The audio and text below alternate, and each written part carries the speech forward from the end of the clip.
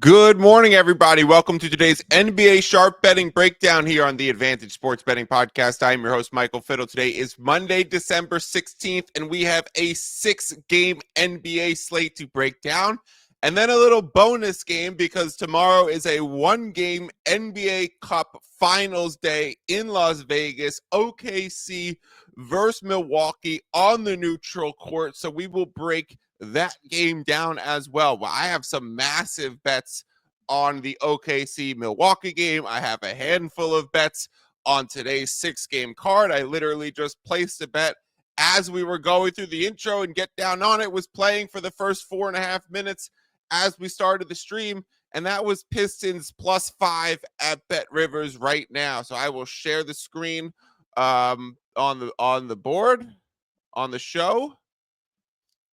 You guys can see the Pistons +5 and the money line +165 there. I split up 3/4 of a unit and played it between those two lines. 0.4 units on the spread, 0.3 units on the escalated money line. Like the Pistons at home tonight as a home dog against the Miami Heat, a team that they beat at home during the NBA Cup group stage. So that's going to be something that I played actually during that intro, just bet it in the last 5 minutes or so. So there's been a few times that I've done that on the show, and I've just interrupted the intro and said, hey, this is what I've bet. Go bet it now while the odds are still there. You want to get down on some Pistons +5, and we will go through it. We will explain it as we go through the rest of the card, but not sure it's going to be there in the next, 15 minutes, 20 minutes or so as we work through this slate. But it starts off with the 76ers taking on the Charlotte Hornets.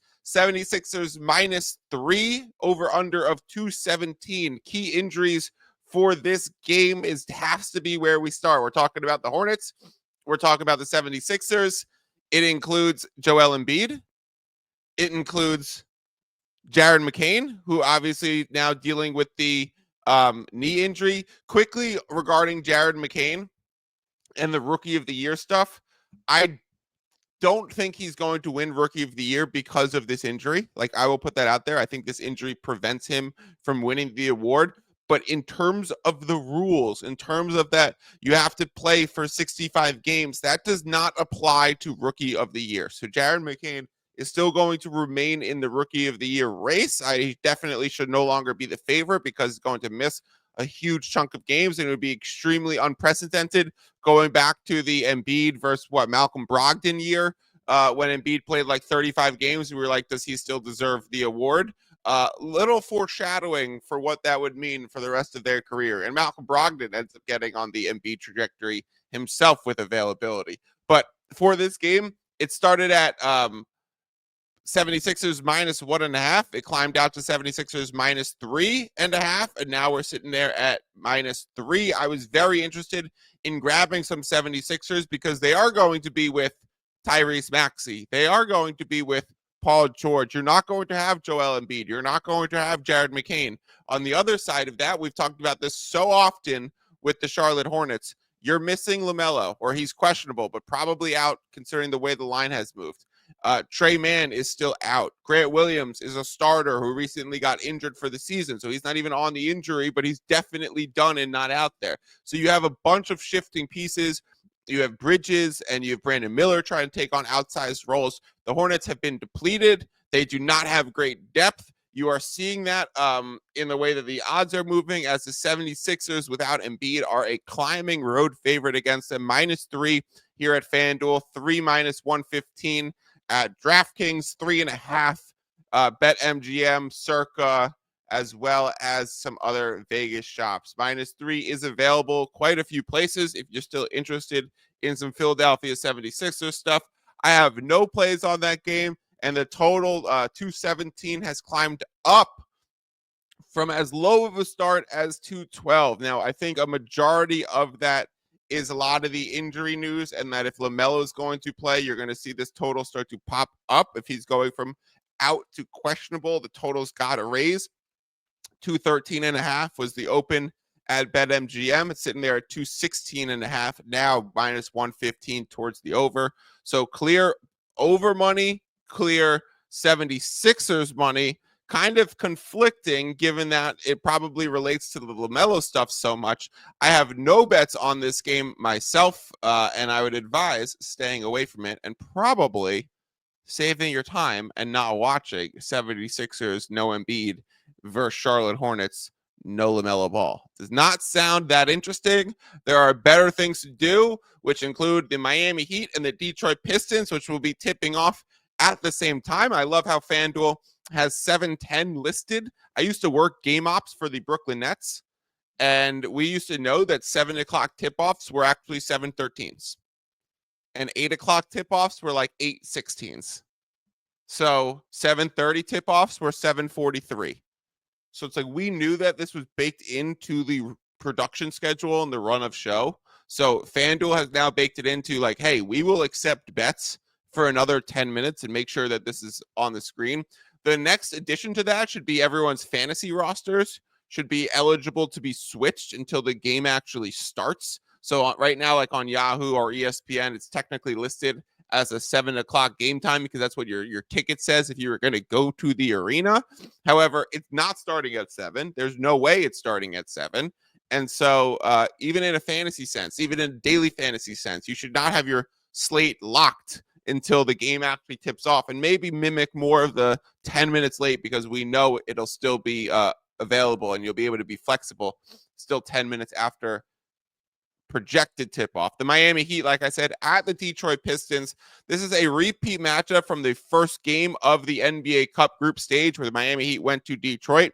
They were missing Jimmy Butler for that game, and Detroit would end up winning, but obviously having no Jimmy is a large caveat. Jimmy in the news a lot right now with all of the trade buzz and where is he going to get traded. I think trades are going to be very minimal this season because of all the new CBA stuff.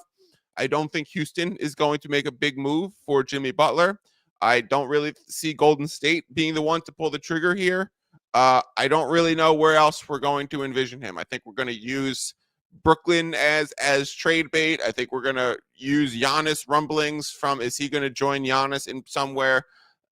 All that seems like fodder and bait and content that's needed to fill the time after NBA Cup and before All-Star break and before the All-Star games are chosen. And as these guys all become trade eligible on December 15th, obviously we see the Pacers make the first move with the Miami Heat, getting Thomas Bryant as a backup big for a few second-round picks. You also have Dennis Schroeder going from the Nets to the Golden State Warriors for 3 second-round picks and the contract of DeAnthony Melton, who's obviously out for the rest of the season. So trades are beginning. They're going to be small, and they're probably going to be few and far between if I was going to guess. I would imagine Jimmy Butler is not traded and stays in Miami. I would imagine that he plays this game and remains very competitive. I don't really think that you could look at trade pending news or possible trade chatter and be like, oh, let's fade Miami because of that reason. That's certainly not the reason that I'm doing it.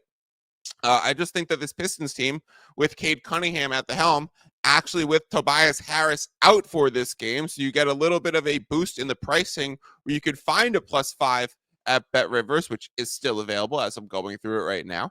And you could play that. And I actually think like Tobias being out, not the worst scenario against a team like the Miami Heat, where you're going to get probably more Tim Hardaway minutes, more Malik Beasley minutes, more other shooters that can fill in for the veteran Tobias. I think Detroit should be okay. The Jalen Duren being in was the big one that I was waiting for. You wanted someone with size and strength to be able to match up with Bam Adebayo. I used to call Jalen Duren Baby Bam in his early years. I guess he's still in his early years. We could still probably call him Baby Bam. And so we're going to see a nice face up in the front court between those two players. I liked the Detroit Pistons. The market has taken steam towards Miami, as you see it at 4.5 here. I was thinking about playing this when it was 3.5. I was interested in playing it when it was 4. I was interested in playing it when it was 4.5. I saw the whole market go to 5, and now we're back at 4.5. Circa, FanDuel, DraftKings, MGM, Caesars, Bet365, Bookmaker. And so there is a remaining 5 at BetRivers that was worth picking off and playing.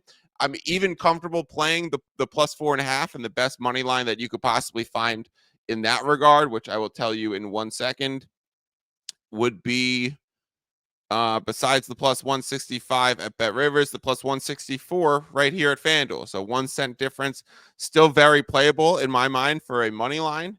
And I would still consider playing the plus 4.5 because I think these two teams it's going to match up close. And I think you're gaining a little information, seeing the entire market move back to 4.5. Obviously, you always want to have the best available number, but you're also foregoing the number to learn information like Jalen Duren's going to be in.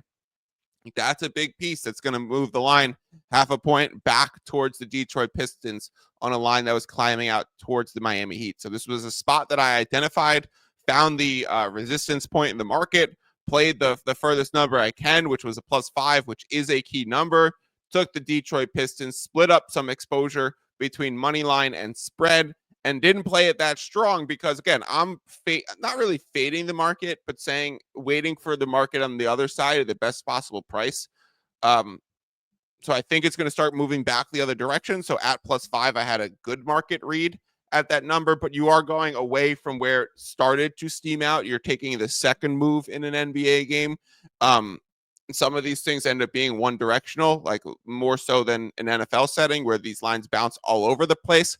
So when you are doing that and going back the other direction, I always like to do it smaller. So 3/4 of a unit as a collective play between the spread and the money line on the Detroit Pistons plus 4.5, plus 5, and plus 165 or plus 164. Those lines, again, still remain available at Bet Rivers as I go through this slate.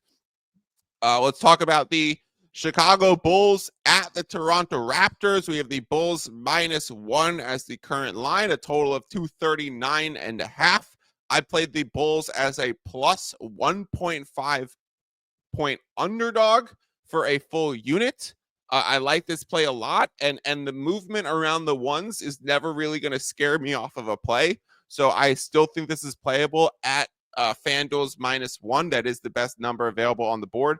I'm still comfortable with it. I'm still comfortable with a full unit. Maybe you want to reduce to 3/4 of a unit if you are getting not the best line. But again, number 1 is the 13th most common outcome in the NBA over the last 3 years. It is not a key number, especially with a total at 239.5. The higher these numbers, the less likely that we're going to get a 1-point game on either side. And 239.5 is low for the market right now. You're seeing 240.5 at Circa, 240 DraftKings, 240 Caesars, 240.5 BetMGM. You're looking at Bookmaker 240.5. So really the only number 239 would be Bet Rivers and FanDuel. I'm going to forego the total myself. It has come down at FanDuel from 240.5 to 239.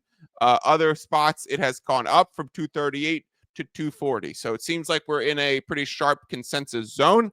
It makes a lot of sense to be playing into Bulls and Raptors over, considering the paces in transition. However, the injury report on the Raptor side is going to be a big reason why I like the Chicago Bulls in this spot. The Bulls are projected to get Vucevic back from a sickness, and Lonzo is should remain active. Lonzo played fantastic against the Charlotte Hornets in the Bulls' last game.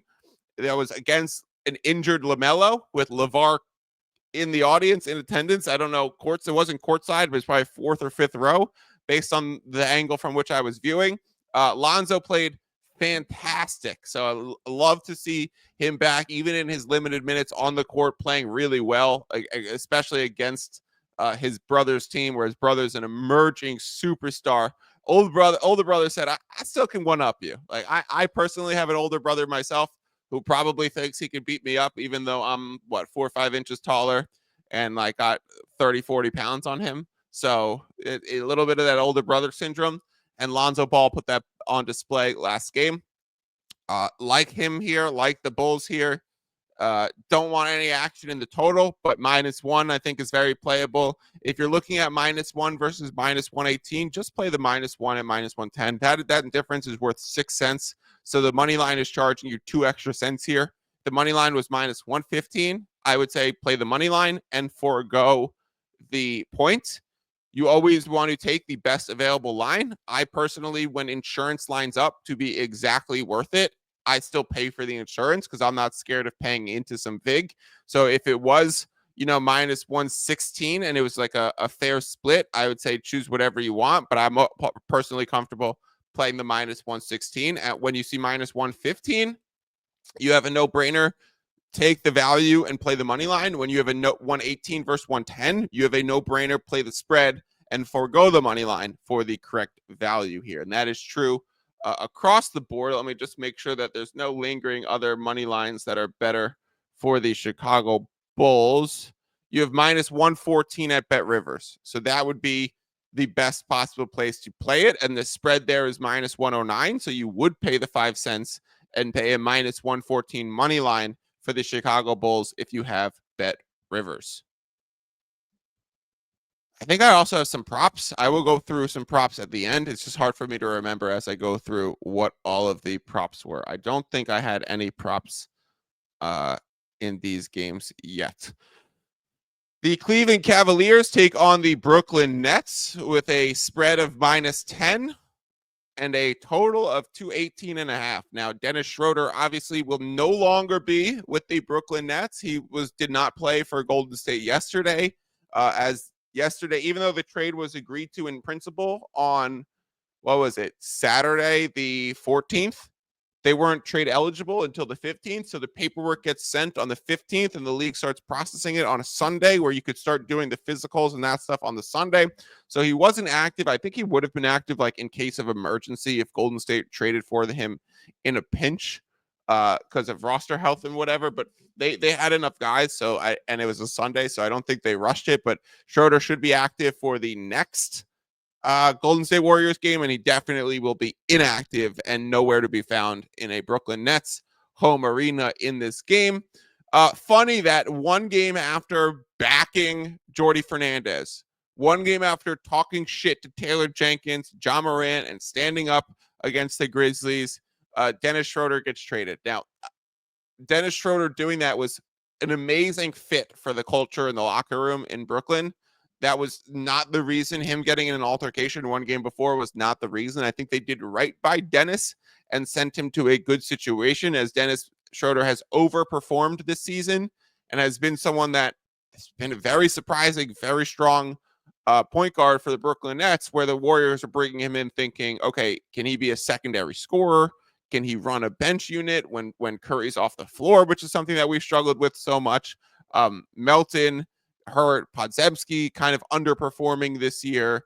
Wiggins, Kuminga have never developed into the proper ball handlers. Moses Moody doesn't really do that as well. Gary Payton, the second, more of a defender. So you were really looking for that backup point guard in Golden State, and they seem to have accomplished it. Like Kyle Anderson was filling in a lot of those playmaking duties. Anyways, back to this Cavaliers-Nets game. Spread minus 10. You're seeing some 10.5s on the board. This opened at 10.5. It's remained at 10.5 or 10. There was a quick 9 that appeared at DraftKings at one point that quickly disappeared. The total is where there was some good action in this game. There was 221s pretty much across the board, 221.5, 220.5, and FanDuel sat there at 218.5, where you see them now. And Circa was there at 218.5, but took the line off the board when they were 3 points off the market. They didn't put anything else back up. So they literally just took the line off the board and waited, and then came back online with a 218.5 later on. So when I saw that 218.5 was off the board, when 218.5 at FanDuel was still there, but 221.5 was remaining at BetMGM, I played the under 221.5 I personally did it for 1.25 units with a half unit playback.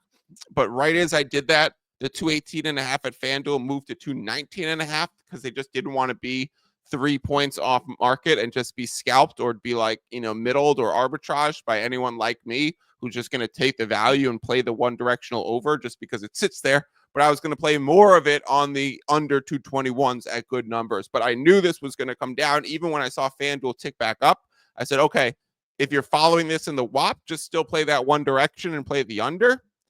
No longer play the middle, play for 3/4 of a unit. And now we're seeing it at 218.5. Back at FanDuel, came back down. We're seeing Circa go back to 218. We're seeing the entire market now be at 218.5 or 218. So those numbers were correct. It should have been lower. Obviously, without Schroeder, that's going to take away a lot of the scoring and a lot of the pace away from Brooklyn.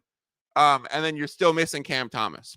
So Cam Johnson's been a fantastic scorer, but someone's got to get him the ball because he's a spot-up shooter, and he likes to, set up and he's a catch-and-shoot player. He's not overly a dribble and create for himself. Like, that's kind of what we saw Mikal Bridges struggle with on the other side. Evan Mobley and Craig Porter Jr. are probable and questionable for Cleveland, respectively. Max Strus still out, but should be very close to returning.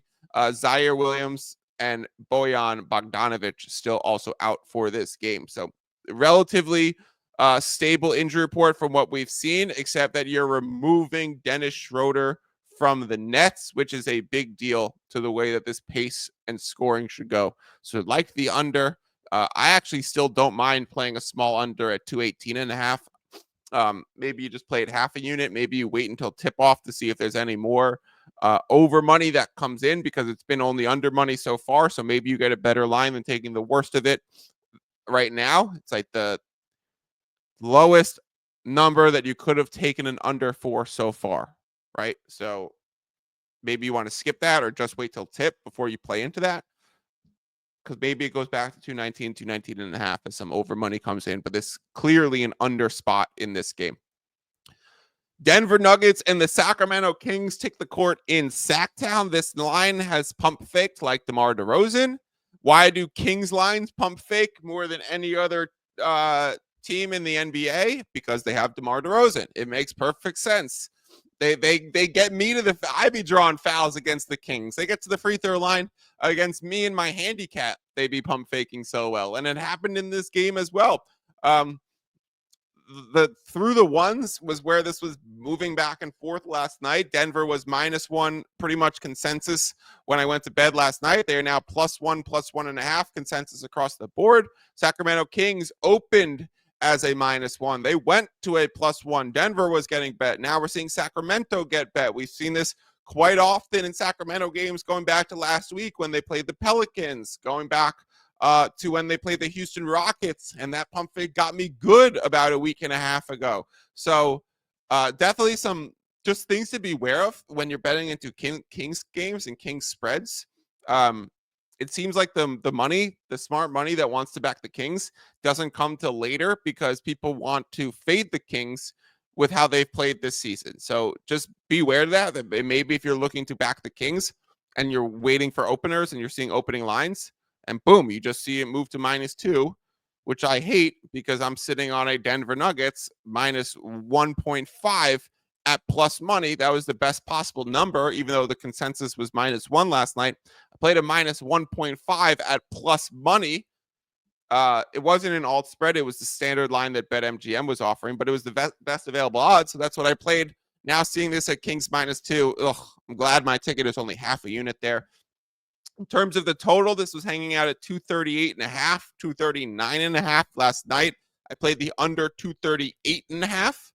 I played the under 238.5. It started climbing over to 239.5. Now we're seeing it go back down. So pump fake in the total. Why? Because the Kings have DeMar DeRozan. 237 at Circa and FanDuel shaded to the under 237.5. -112 to the under at DraftKings 237.5.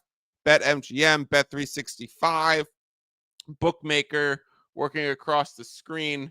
I'm still comfortable playing an under 237.5 at -110, with which there's quite a few available. BetMGM has that. Bet365 has that. So that's a line that I'd be comfortable playing. When you're playing into 237s, your magic number is 59. You could score 59 points every quarter, and I'm cashing that ticket at 236. So when you're in the 236 to 240 zone, I'm always thinking 60 points a quarter, 5 points a minute, 30 points every 6 minutes to get to 25. I mean, to get to 30 in what should be normally 25 in a 200-point game. So those are the simple math that you need. 5 points a minute in this Nuggets Kings game. Considering the shooting woes on both sides, that they play with pace, but they don't really have the best shooters out there. and they have better defense than both teams are given credit for. So I like the under here. It is going to be a pace up spot where I'm playing into a lack of efficiency. Jamal Murray, questionable. Probable with the hamstring. Christian Braun, questionable. Doubtful. Kevin Huerter. Dario Saric and Trey Lyles are out for the Kings. So you're going to be missing a shooter in Huerter. You're going to be missing a transition player potentially in Christian Braun. You're going to have Jamal Murray out there with his hamstring injury, maybe playing a little bit slower. But, last game he played like vintage Jamal Crawford. Jamal Crawford. Maybe he played like vintage Jamal Crawford. He did that too. Jamal Murray and Jamal Crawford look like the 2-in-1 package the last time I saw Murray out there. So Kings emerging as the sharp side. Like, I think that's quite obvious, even as I'm on Denver. I think I got pump faked into the wrong side. So you could still find a minus 1.5 pretty much available a lot of places. Maybe you want to wait until tip off at this point, but generally when this happens with the Kings with the late action, it ends up being right. So there must be a sharp, a syndicate, a betting group out there that's coming into Sacramento late and fading their movements. It's smart to do it. They're getting best price, and let's see if they continue to identify the right spots, because of the previous few times that they've done it, it has been correct. So that's how my read is on the Kings. I like the under. These plays are both for half a unit. I'm on plus money on the spread, so maybe I get lucky, or maybe they cancel each other out and I win half a unit on the under and lose half a unit on the spread. I'll take it, call it a wash. It wouldn't even be a vig loss because the plus money side on one side of the bet. The Utah Jazz are in LA taking on the Clippers. The Elevation Jazz come to SoCal to take on the Clippers at Ocean sea level. Oh my God. Got there eventually. At sea level. I was going to say ocean floor. I'm like, that's fucking certainly incorrect. This line opened at minus 9.5 at FanDuel. We are seeing it down to 8. Jazz taking some steam. Let's check the injury report for this game as well and realize that Colin Sexton he's a little bit of an engine driver for Utah. Don't get it twisted that Colin Sexton, when he enters the lineup, the Utah Jazz side takes steam. The Utah Jazz win a few games here and there. Jordan Clarkson, questionable. You only need one of them in terms of Sexton or Clarkson. So as long as one of them are in there, they can deliver that scoring punch, that guard speed, that creation, that production on offense. Svi Mikhailuk, I think I just fucking nailed that from someone who said ocean floor when they meant sea level a few minutes ago. I can say Svi Mikhailuk. I watch way too much basketball and don't go outside. No, I'm kidding. Terrence Mann and Derek Jones Jr. all out. Latter two on the Clippers side. Svi, I believe, on the Utah side. I haven't really seen a lot of Svi this season, so I'm going to say he's on the Utah Jazz. Who he play for is a perfect. Where's Charles Barkley when you need him? So we are seeing this. Derek Jones Jr., obviously a significant injury. Terrence Mann, obviously, that might be the newer injury that has come on. So we're seeing this come down from 9.5 to 8. I wouldn't play it at this point. It's taken some movement. It's gone up in the over from 222.5 to 224. I think this game is gross. I think you could do better things with your time than watch this at 10:40. We know this game ain't tipping off at 10:40. At 10:43, 10:45, 10:47 Eastern time, when Jazz Clippers actually tips off in the Intuit Dome. We had Austin on last weekend or 2 weeks ago saying people be smoking weed in the Intuit Dome at the wall. They allowed joint smokers to roam the building. That's exciting. That is certainly exciting. Ian drops in the private chat that I nailed Svi's last name. There we go. I'm going to quickly review the props that I bet for this game, and then we will do a Thunder versus Bucks breakdown for the NBA Cup Tuesday, and then we will get the fuck out of here. So let's pull up the banner of the 9 bets placed for today. Oh my God, it even includes some NFL props. Do I not have any NBA props for today? I don't think I do. All right, so only NFL props. So let's just review the bets for today. It was the Cleveland Brooklyn under 221.5, sits at 218.5 right now. I think that's actually still playable, despite have given out the WHOP 221.5 minus 115 last night. Of course, pitch to join the WHOP. One, I'm running pretty good right now. I'm running really good right now. Two is I don't charge for losing picks. So if I ever have a losing month, I make the entire next month free. So you either pay for winning picks and you're happy to be paying for it, or you're in the chat, you're going to get ahead of these numbers, and good numbers are just going to lose. There's also a community chat where people are communicating about what other bets they like, what other props they like, what lines they're looking at, NFL stuff that they're looking into. So I had a really strong weekend. It's been a really nice run. If you're interested in joining the WHOP, the link can be found in the YouTube description of this video, in the podcast description, and in my Twitter bio for those watching on the live stream right now. 205 people. I assume most of you guys are on Twitter. Go migrate over to YouTube so you could drop a comment in. You could add a question if you want. We have Dilante commenting a lot of his Dennis Schroeder thoughts, because I know he's not only the biggest Halliburton fan, but the biggest Nets fan that we know around these parts. So if you are interested in joining the WHOP, that's where you can find the links: YouTube description, podcast description, Twitter bio. And you can get access to these picks early when we release them the night before the show, and then when we review them on the show. And then hopefully you can get into this closing line value with us. You could talk to us as you watch the games. You could have Bulls plus 1.5 as the line sits there at -1, also still playable. You could have Denver, Sacramento under 238.5 while the market sits at 237. I'm not perfect, so you could have Denver Nuggets -1.5 when the market sits at Kings -1.5 or -2. Detroit Pistons +5 and the money line plus 165, as we went over at the beginning of the show. And 3 NFL props. I'm not even going to bother to go over those because we didn't talk any NFL stuff today. But if you're watching Bears, Vikings, or Raiders, Falcons tonight, my 3 props for those games are on the screen as well. So we have 1, 2, 3, 4, 5, 6, 7, 8, 9 bets. I'd say one of them does not have closing line value. So an 8 for 9 day hopefully ends up being a positive, advantageous day here at the Advantage. Hopefully you guys want to join in on the WHOP and get access to some of these good lines, which takes me to talking about the Oklahoma City Thunder versus the Milwaukee Bucks. The Bucks are listed as the second team. That technically makes them the home team, but we know this is on a neutral court in Las Vegas. We know it shouldn't be on a fucking neutral court in Las Vegas. The atmosphere was dead on Saturday. After how good the NBA Cup has been through group stage games, except the courts fucking suck, through the quarterfinals games when they were in their respective cities, like the Golden State Houston game, besides the court fucking sucking, in Houston where the court's red and it fucking sucks. That game was electric, besides the court. And then you went to Milwaukee where they have a great court for the Cup stuff. It's the gray version against the Orlando Magic, and that got sweaty for the Bucks. They ended up pulling it off. You have Trae Young rolling the dice on the Madison Square Garden. Orange, one of the ugliest fucking courts in the NBA Cup stuff. But electric Trae Young rolling the dice. We're going to Vegas. I'm shooting my craps on the logo at the Knicks. And you had OKC getting it done, a little revenge spot against the Mavericks at home.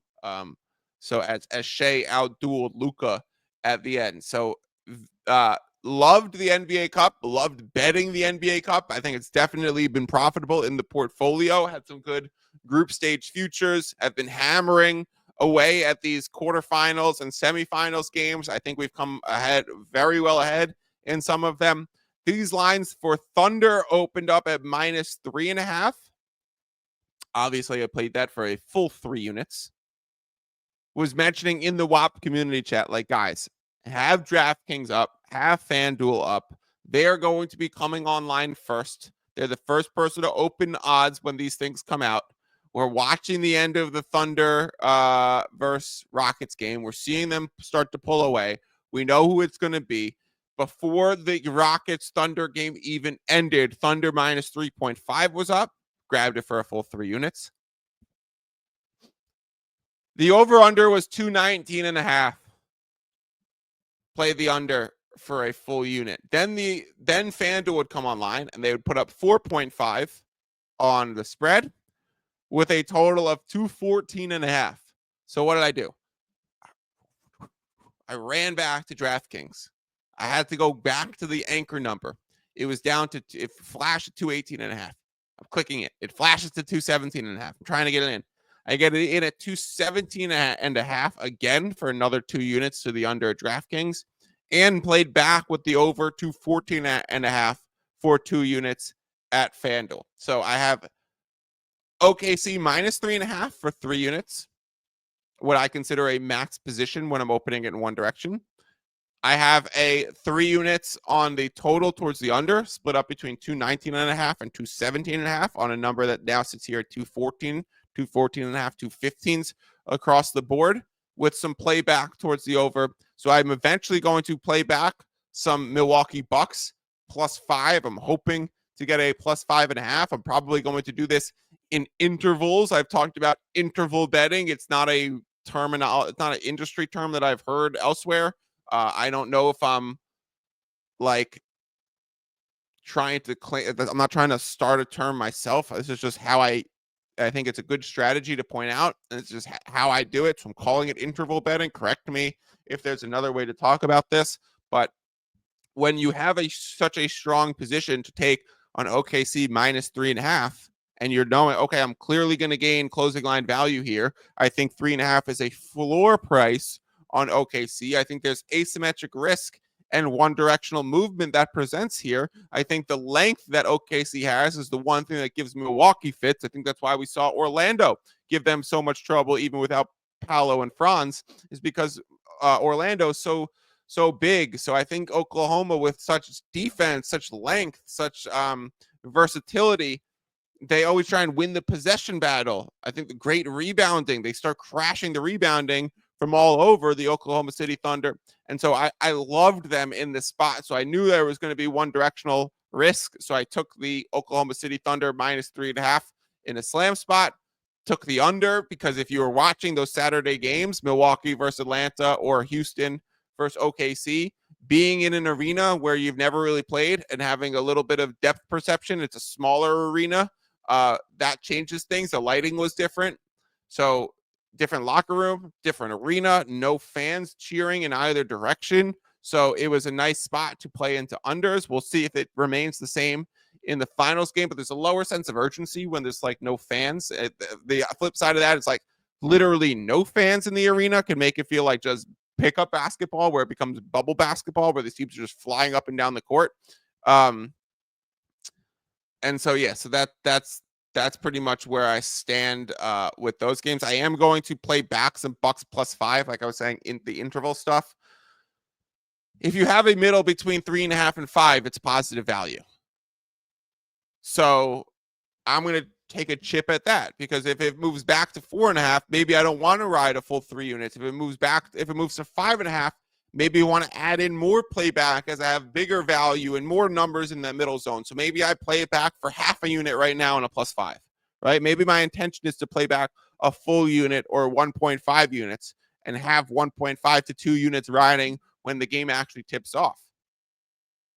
So, and a few units invested in a positive middle. So we'll say, okay, I'll take an interval bet and I'll take some +5 at a -110 that's available now, because there's 4.5s and juiced 5s available. So if I could find a 5 at +1 at -110, which is available a few places, then I'll come in the other direction and take a small bite of that apple, half a unit there, and I'll wait for the next line. I'll continue to evaluate this market. You don't have to make the final decision right when you place your first bet.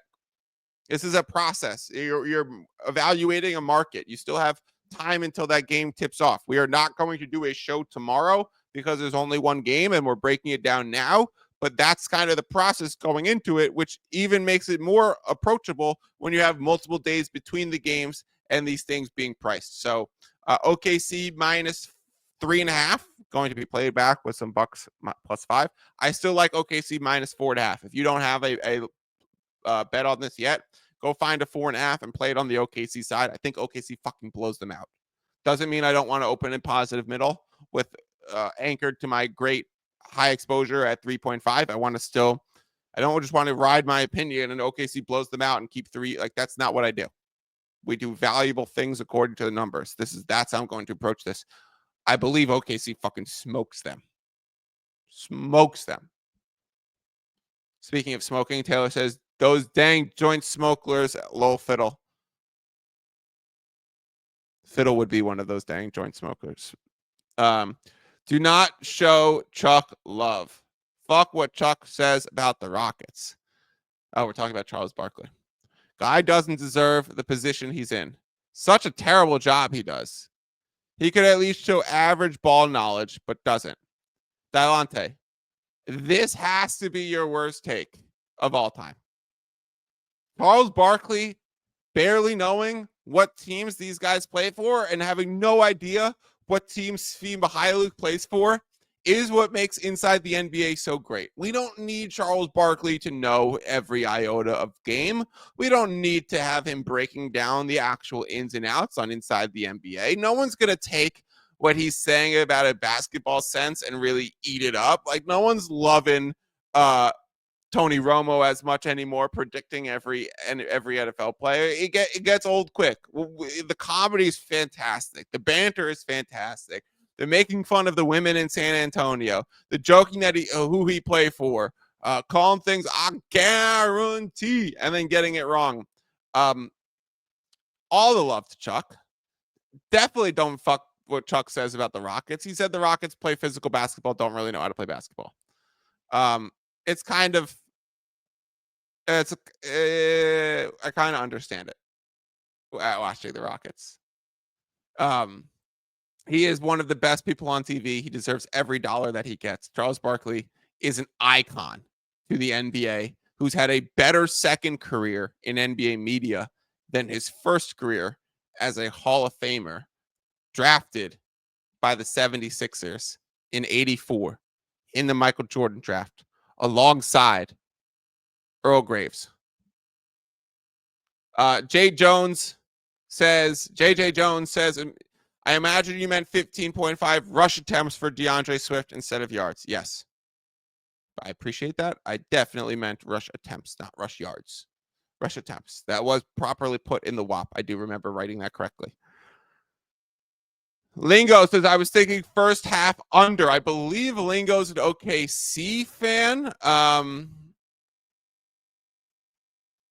So I'm thinking he's talking about the OKC versus Milwaukee game. Both of these games came out incredibly slow in the first half. I don't think Atlanta scored till 9 minutes.